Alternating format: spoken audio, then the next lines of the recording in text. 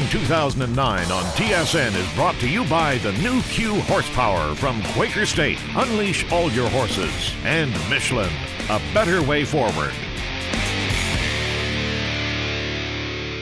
This week we're at the Detroit Auto Show, the beginning of a brand new year. And if you don't mind, I'd like to get a couple of things off my chest. I have worked in the media and been a news junkie most of my life, but recently I've been turning the news off. Why? Well, I don't remember when I've heard so much negativity. Did I hear Chicken Little?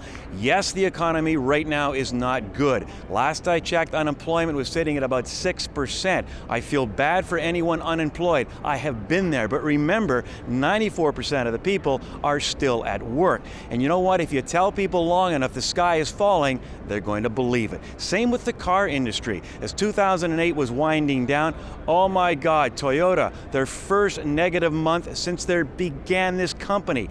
Honda, sales are down, and so on. The story that was buried and sometimes never mentioned was the fact that Toyota, Honda, Nissan, and so on just came off record years. So I thought this week, let's try something a little different. I mean, am I the only guy thinking like this? Well, here we are with all the new cars and trucks of 2009 and media all around the world. Let's find out.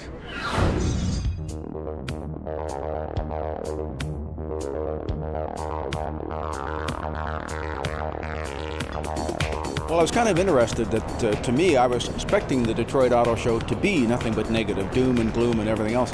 It's surprisingly upbeat for me. Almost every one of the manufacturers has real product, stuff that really looks like it could see the light of day. It's going to be more fuel efficient.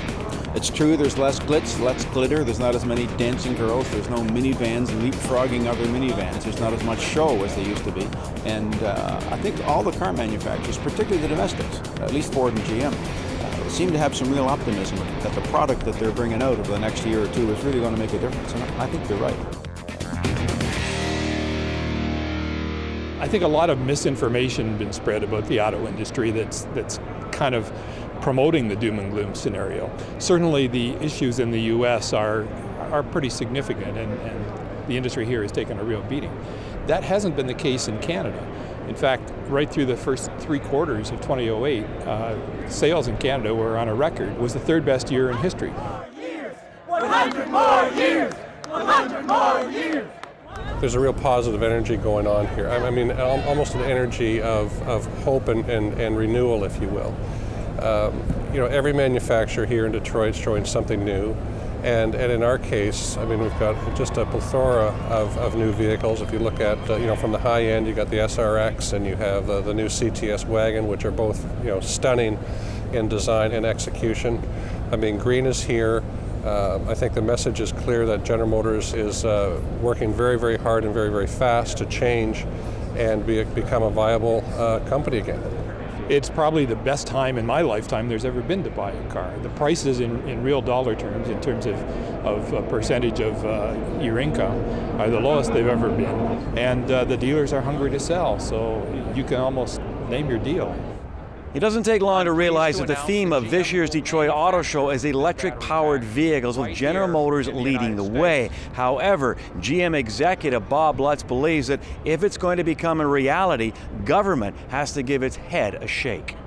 I think one of the critical elements in the future of the North American automobile industry is the absence of any sort of energy policy, and that when gasoline was at $4.35, we were told that we had completely misplanned our business. We should have seen this coming. We stupidly insisted on building the full-size trucks and sport utilities that the American public desperately wanted to buy. And now at $4.35 a gallon, don't we wish we had cleverly decided to devote more of our resources to small cars and hybrids?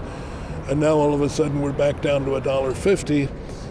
Hybrids are just about sales-proof. Small cars are sales-proof. And the dealers say, please don't send us any more Chevrolet Cobalts, but please do send us some more Silverado pickup trucks and Tahoes. So, I mean, we cannot engage in long-term business or product planning in an environment like that. We're really the only country in the world that does not have stable fuel prices. I would hope that that would be one thing that the Obama administration would take on is an energy policy which encourages the consumer to buy the fuel-efficient vehicles which we are now designing and building and which are basically mandated by law. There's one elephant in this room that the politicians don't want to talk about. More later on Kenzie's Corner.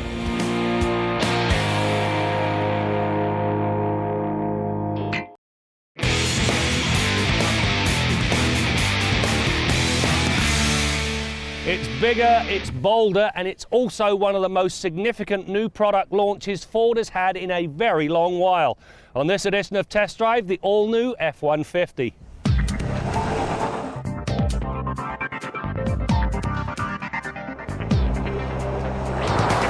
The latest iteration of the Ford F-150 is going to rock the truck world, and simply because there's a derivative for just about every type of buyer. The array is truly bewildering, which makes a knowledgeable salesperson a must. Along with 3 cab types, 3 box lengths, 5 wheelbases, and 2 body styles come 2- and 4-wheel drive versions, and no fewer than 8 different trim variations. As I say, a truck for just about any type of buyer. In the bad old days, if you bought a pickup truck, you got rubber floor mats and plastic seats. What a different world it is today. Top-notch materials, and you can buy as much or as little F-150 as your heart desires. If you go whole hog, you get everything. Power moonroof, navigation system, backup camera, Ford's clever sync system, and of course a Sony audio system and heated and cooled leather seats. It really is very different. It also explains why perhaps you can start the F-150 at under $25,000, and if you go the whole hog, it'll top out at well over $50,000. Beneath the brightwork, the F-150 gets a new frame. While the hydroform chassis is 45 kilograms lighter than before, the structure is 10% stiffer torsionally. Obviously, this delivers a solid base of operations for the suspension. Using coil-on shock double wishbones up front and leaf springs with a solid live rear axle, the setup delivers the right balance between ride comfort, handling, and the need to accommodate a heavy payload. Through the pylons, the body did roll, and when pushed too hard, the Big F does understeer. However, for a workhorse, it is commendably civilized. Under normal circumstances, this might present a problem. The truck rides high and the box is deep, so how do you get anything that's down in there? In this case, piece of cake. You simply deploy the side step, climb up, now you can reach in and grab whatever's there. The other really neat feature, it's around the back. Now, along with all the usual stuff like a bed liner and tie downs, you also get this thing, a step that allows you to climb into the back of the bed. You simply do that, Bob's your uncle. The same goes for the steering and brakes. There is much more feel and feedback through the steering than one expects from a truck, and when hammered, the brakes deliver short 44-meter stops. If things do start to come unraveled, the F-150 brings a good electronic stability control system in the form of ADVANCETRACK. It not only controls unwanted wheel spin and deals with over and understeer, it can counter a potential rollover, and it includes trailer sway brake control. One of the big improvements to this new F-150 is they have stretched this cab by 152 millimeters. First of all, that does a good thing for the driver because it moves the B-pillar back, which gives you better vision when you're doing a shoulder check. When you get inside, well, things get even better. To begin with, the seats are comfortable and there's more legroom. And if you lift the seat base up out of the way, you get over 57 cubic feet of lockable cargo space. And finally, the floor, thank you very much, is flat. Mechanically, the F-150 adopts an all-V8 lineup, at least until the addition of Ford's EcoBoost V6 engine. This brings a towing capability of 3,318 kilograms across the board. The base 248 horsepower 4.6-litre V8 comes with a rather passé 4-speed automatic. The up-level 4.6-litre V8 uses new 3-valve heads to deliver 292 horsepower and 320 pound-feet of torque. It also comes with a smooth-shifting 6-speed automatic. The powertrain of choice, however, is the new 5.4-litre V8 NIT 6-speed automatic. The 320 horsepower and 390 pound-feet of torque make a big difference to the manner in which the F-150 drives, especially if it's motivating 2,500 kilograms of Super Crew cab. The latest F-150 is bigger, bolder and considerably better. Now this test drive really only started to scratch the surface of the F-150's real ability. The one thing that did come through loud and clear, its 42-year status as Canada's favourite lineup of pickup trucks will continue.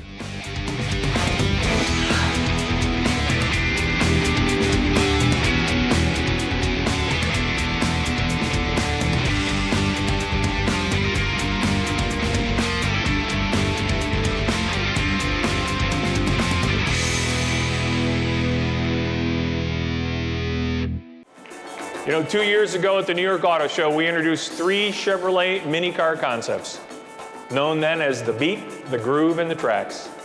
And we asked the world to tell us if there was an appetite for a Chevrolet microcar, and over 2 million people picked this car, the Chevrolet Beat.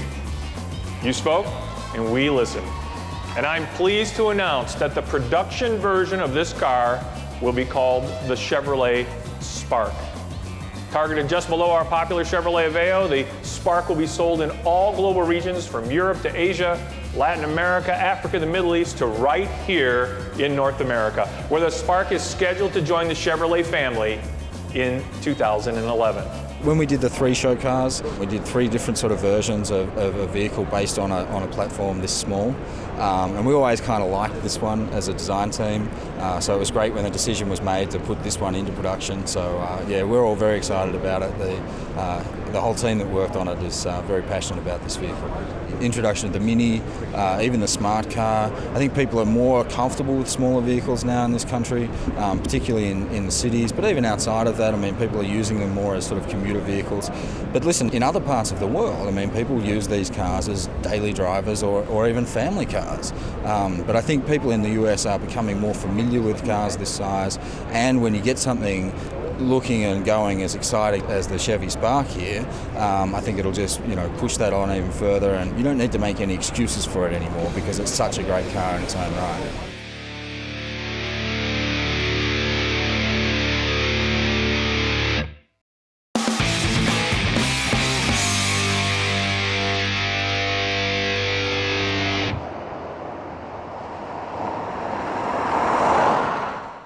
One of the things that really does impress with this Matrix is the versatility it brings to the party. It's as versatile as a small SUV without having its bulk or thirst. Obviously you've got a much needed rear wash wiper, and there's a handle for the tailgate, thank you very much. When you get inside, with the seats up, there's plenty of cargo space, and the rear seat will hold 2 adults comfortably and 3 if you don't mind getting friendly. If you fold the second row down, what you end up with is a flat floor that's covered in hard, durable plastic. That makes it easy to clean. Then the rubber inserts, they stop the stuff from sliding around. Now finally, if you do have a longer item to carry, again, no problem. The front seat folds forward and it again is covered in a hard plastic. The other feature I really appreciated was the 115 volt outlet. It is very handy and a rarity at this end of the price ladder.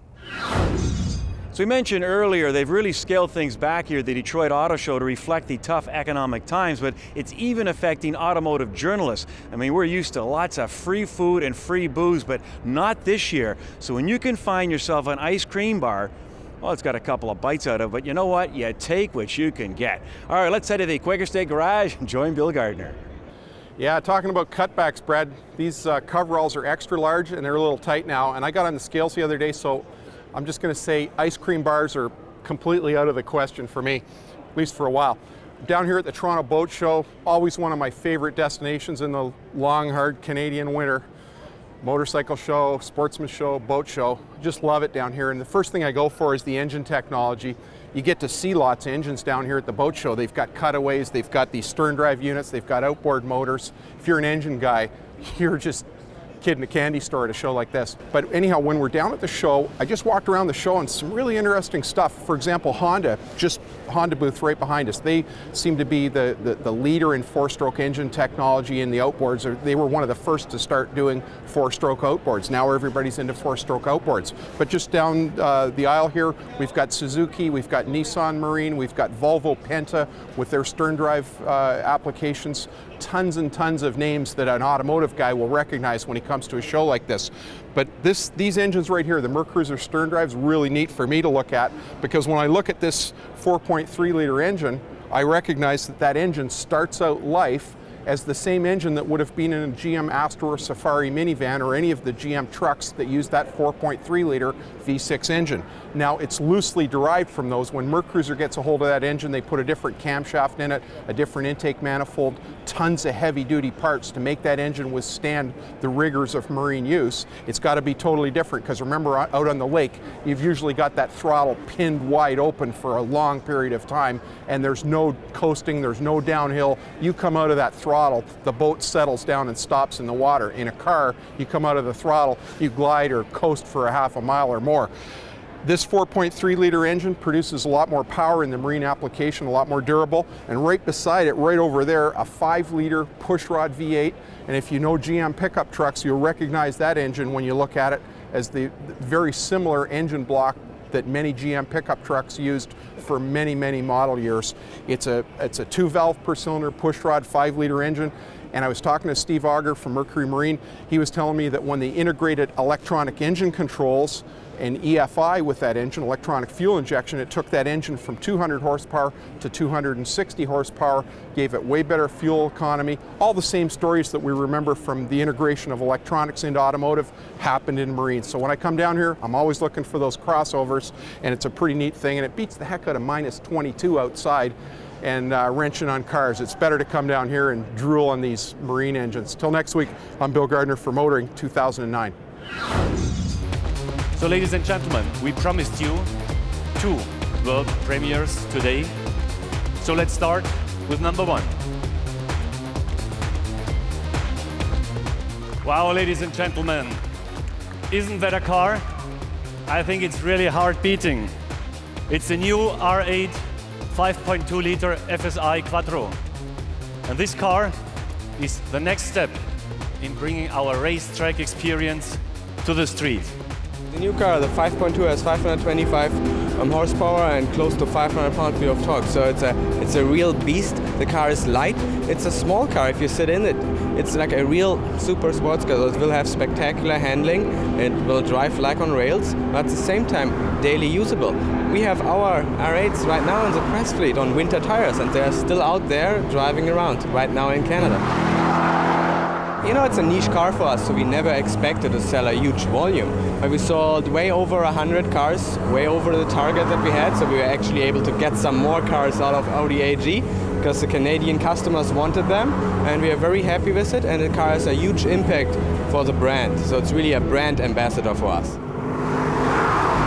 Really happy with the Audi results this year in Canada. We had an all-time record year with over 9,000 units in Canada, even in that somewhat challenging environment, and we are looking forward to 2009. We know it will not be easy, but we think we are ready from the brand and have some great cars coming.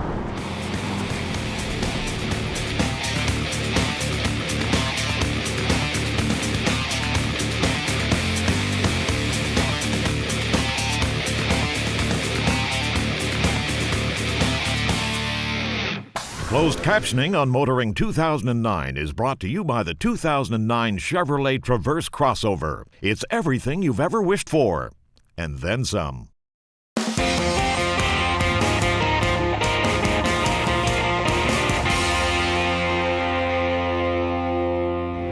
Earlier in the show, Bob Lutz talked about the fact that U.S. car makers need an energy policy. It's very difficult to plan products for the future if you don't know what the price of gasoline is going to be. Now, he did say also, not on air, that it's somewhat easier in Europe, because in Europe the price of gasoline ranges from something like $6 for the equivalent of U.S. gallon to $9 for the equivalent of U.S. gallon. That's like going from really painful to really, really painful. But anywhere in that range, the price of fuel is a big product purchase consideration. Now in the United States, price of fuel can range from a high of about $4 a gallon, as it was here not too many months ago, to as low as, well, free, which is pretty much what it is now at $1.50. That's cheaper than water. Now the chief technology engineer at Ford says the tipping point is about $3.50. Above that price, fuel pricing is a purchase consideration. Below that, nobody cares. Now, if the government is insisting that car makers build fuel-efficient cars and the price of fuel stays at $1.50, what are the car makers supposed to do? Throw the cars off buildings onto unsuspecting customers? Nobody wants them. You can't control the supply, you've got to affect the demand. And there's no point in subsidizing a hybrid. The guy who's driving a 76 Caprice getting 8 miles per gallon, he's no more likely to buy a hybrid at $28,000 than he will at $30,000. Raise the price of gasoline to $6 a gallon, then he's going to start thinking about it. Now, up until recently, this was just between the car companies and the government. But ever since the government decided to invest our tax dollars, we're talking federal US, federal Canada, and provincial Ontario, it's now become our fight too. And I want my stake protected. And the only way to protect our investment in the US domestic car manufacturers is to make sure they have the demand for the products the government insists that they build. So I hate to be the one to bring the news to you, but the only salvation of the industry and the only way for me to get my tax money back is to raise the price of gasoline. I'm Jim KENZIE. So the 2009 Detroit Auto Show has gone into the books, and what have we learned? Well, amidst all the gloom and doom, many of us thought this would be a pretty depressed place. Well, it wasn't. Sure, we didn't have all the glitz and glamour of previous years, but you know what? When business is not good, you tighten the belt, and that's exactly what the car companies have done. But having said that, we've seen some really cool new product. We've shown you some of it this week, but we'll be showing you more over upcoming weeks. And speaking of things that are upcoming, we've got our 1-hour Car of the Year special, and you can vote and even get an opportunity to win some pretty cool swag by casting your vote at motoringtv.com. And on our 1-hour special, we'll compare your picks to ours. That and much more coming your way as we continue to bring you more stories about cars and the people who drive them. I think 911 has always been the core element of the Porsche model line, and especially in the last couple of years with the addition of the Cayenne, people thought, okay, now they are focusing some other cars, but the 911 always has been the core element of whatever Porsche wanted to do and what Porsche will be doing in the future. Motoring 2009 on TSN has been brought to you by the new Q Horsepower from Quaker State. Unleash all your horses. And Michelin, a better way forward.